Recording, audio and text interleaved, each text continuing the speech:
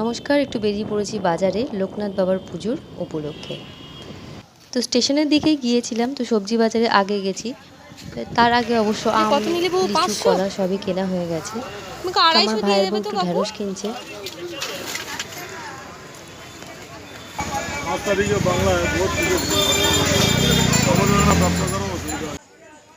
ভাইয়ের বউ সোনা কিনছে না শশা কিনছে বোঝা মুশকিল, খুঁজেই যাচ্ছে।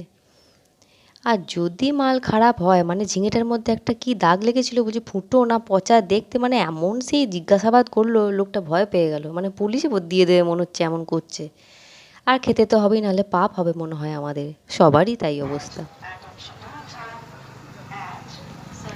স্টেশনের দিকে গেলে মনে হয় সত্যি যেন কোথায় হারিয়ে গেছি, কোথায় একটা যাব, কিন্তু তারপর যখন ঘুরে ঘর আসতে হয়, ধুর ধুর ধুর। আর এ কি ফালুদা না কি একটা, বাবারে কি মিষ্টি অখাদ্য, খেতে আমার ভালো লাগেনি গো একটুও।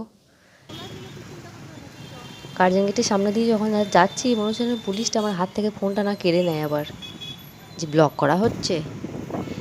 বিরাটার সামনে দিয়ে এগোতেই বিরাটার এই ঘড়িটার ওপরে চাঁদটা হয়েছে না ছিল, আমাকে আমার ভাইয়ের বউ জিজ্ঞাসা করছে, তোমরা একটু বলো তো। যাই হোক, চাঁদ থাকুক না থাকুক, তোমরা কিন্তু আমার পাশে থেকো। আর ব্লগটা ভালো লাগলে অবশ্যই লাইক করো। দেখো, খাবার খেয়েওছি, আবার বাড়িতে নিয়েও এসছি, কিন্তু কিছু বলতে পারবে না। টাটা।